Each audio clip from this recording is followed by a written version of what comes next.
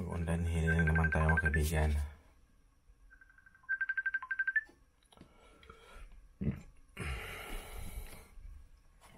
Hello. Po, sir. Taga saan kayo? Nandito po sa sa UAE po. Saan? Sa Saudi? Hindi sa may Dubai po, Dubai. Dubai. Mm. Ano yung naramdaman mo? Pag nagigising po kasi ako na madaling araw. Tapos? Ang daming tumutusok sa katawan ko. Una, yung ito lang kamay ko, tong kaliwa. Tapos hindi ko nagigising ako. Minsan pinamamasahe ko sa anak ko. Ganon. Kailan pa yun nag-umpisa? Nag-umpisa to, mga 3 weeks na siguro. 3 weeks. Hindi ka ba nag-iinom ng alak? Hindi po. Okay. Ano yung mataas mong hiliit? Kaliwa, kanan? Kaliwa po. Kaliwa, no? Oo, kaliwa po yan. Gabing taas yung kaliwa mo. Oo, baka kasi sa farm eh. Baka naingkanto ako doon sa farm. Nag-farm kaya dyan? Oo, may farm. Kasi baka doon yung Grabing kulam mo. Hindi, kulam talaga ng tao to. Ang dami, ang dami. Nakita ko sa balat mo, ang dami. Ang dami, nakita ko nakita ko sa dugo mo. Kulay green na kasi yung dugo mo. Kulay green na. Yung dugo mo ba? Kulay green. Basta pag may kulam ang tao, ang paningin ko sa dugo, kulay green. Makita ko yung dugo nyo. Pag kayo, hindi nyo makita. Ako, makikita ko yung dugo ng tao. Ganon yun siya. Sige. Wala kung bakit ako nakulam. Ewan ko, hindi ko alam. Tapos may anak ka rin dyan. Oo, meron po. Nandiyan yung asawa mo. Nandito rin po. Di sila din, may kulam din yan. Pag may kulam ka, may kulam din sila. Silipin mo yung kamay nila. May mga mataas din yung hililiit niyan. Silipin mo ngayon. Meron po. Kasi, silipin mo. Silipin mo. Kasi pag may kulam ang asawang lalaki, may kulam ding anak, may kulam ding asawang babae. Asawa ko po, wala. Sila, pasilip daw. Silip. Kunin mo yung cellphone.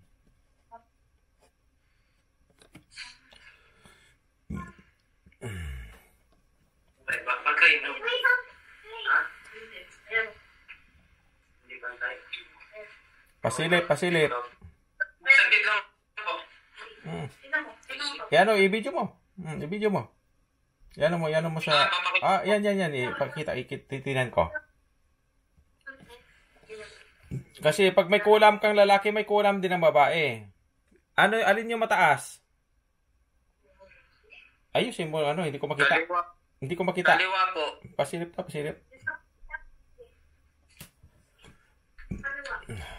Hindi ko makita. Ito, sa misis ko. Kaliwa mataas. Sa anak mo, ang anak mo, kasali din yan. Kaliwa din po. Pasilip daw. Ilan yung anak mo diyan? 3. 3. Kaliwa din mataas. Kasi ang alam ko, pag kinulam kasi ang... Yung sa bunso ko po. Ha? Yung sa bunso ko po, wala, hindi po. Pantay po siya. Sa bunso mo? Oo. Pasilip daw sa mukha ng bunso mo, pasilip. Kasi makikita ko kasi yung dugo nyo. Sige na. Pasilip daw, sisilipin ko siya. Nasaan na? Nasaan yung bunso? Ito, bata. Ay, kasali. Nakikita ko sa liig na. Oo. Ayan. May ubo-ubo to. May to sa liig, di ba? Meron din sinisipon. Oo. Nilalagnat. Kasali yan sa kulam. Silipin mo kamay, mataas din yan. Ilan anak mo na? 3? 3. Lahat kayo may kulam, makikita ko. Kuya! Teka. Sige lang kay, yung tubig, idaan ko lang doon ang dasal Sa tubig. Tapos ikaw, ibibliss kita ngayon kasi papatayin ko yung mga masang espiritu na gambala sa pamilya mo. Na, diyan, diyan connection sa'yo. Ikaw yung gagamutin ko, mamamatay na rin yung mga nasa loob ng katawan ng mga anak mo. Saka yung nagkukulam sa'yo, mamamatay na rin yung espiritu nila, mga masama. Papakita ko po itong tubig. Ha? Itong tubig ko, papakita ko sa inyo. Mamaya na. Mamaya, gagamutin mo na kita. Mamaya, gagamutin mo na kita. Ano ka na lang, higa ka na lang. Higa. Higaan. Yung mga anak mo sa asawa mo, idaan ko na lang sa tubig. Mamaya, andasalan ko yung tubig. Higa muna kayo, baklasin ko yung kuram mo. Tapos papausahan ko mga espiritu na gambala sa inyo. Papahawakan ko na lang po itong sa anak ko. Hindi. Yan, sa liig mo. May ano ka pa sa liig mo. Hindi, higa ka lang. Tapos yung cellphone, idikit, ipatong sa noo mo. Sige po. Kaya babaklasin ko kulam, tapos papatayin yung masamang espiritu. Higa na. Ayan po. Ipatong sa noo mo yung yung salamin, yung sa screen. Saan yung mukha ko ipatong sa noo mo? Yung cellphone. Yan, idikit. Okay na? Opo. Ipikit yung mata mo, magdasal si Diyos Ama na pagalingin ka sa isipan mo lang, ha? Okay ba? Opo. Magsabi lang ako pagtapos na, ha? Pikit ang mata. Sige, umpisahan ko na magsabi lang ako pagtapos na.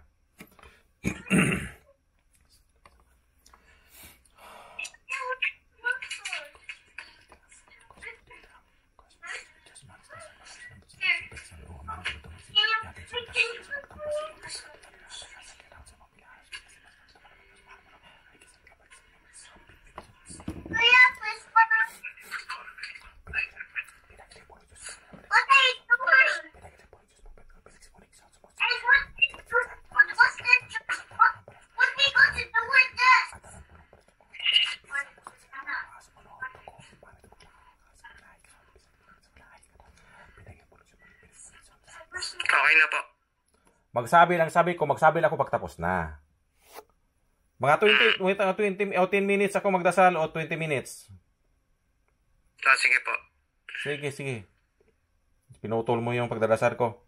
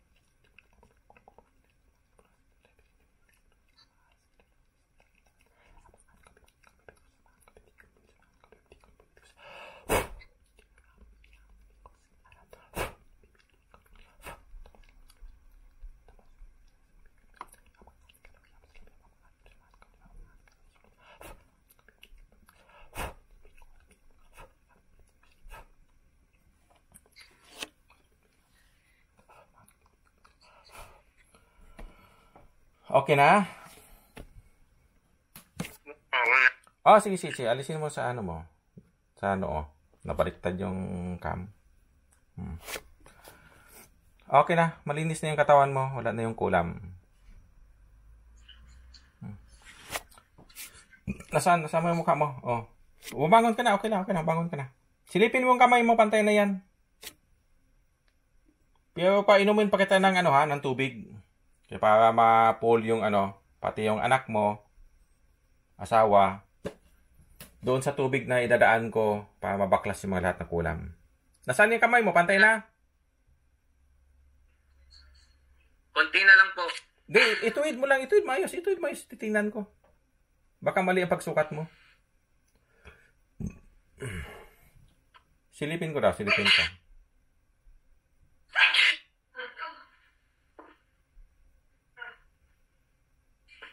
Paano ba? Oo na. Hawakan mo na. Ituwid mong maayos. Idikit mo. Ayan, pantay na yan. Diyan sa mula sa gitnang guhit. Ituwid mong maayos. Ipantay mo. Diyan sa gitnang guhit magsukat. Diyan. Idikit mo. Ituwid mo lang maayos. Ayan, pantay na yan siya. Ayan, pantay na yung dulo. Tingnan mo. Okay na, kita mo, pantay na. Halos pantay na po. Nagbaba pa siya. Kasi pinapatay yung mga masamang espiritu sa loob ng katawan mo. Okay na, pantay na yung hililiit mo. Pantay na yan sa dulo. Hindi lang natuwid ang maayos ng isa. Okay na. Tapos yung tubig. Ibiblis ko yung tubig. Yan na ba tubig nyo? Konti lang? Marami kaming tubig po dito. Sige. Ibiblis ko yung tubig na yan, lahat ng tubig, tapos ilang palapag yung bahay nyo? Nasa third floor po kami. Apartment lang yan. Building po. Sige. Pag nablis ko yung tubig, ibiblis mo yung buong bahay mo, ha?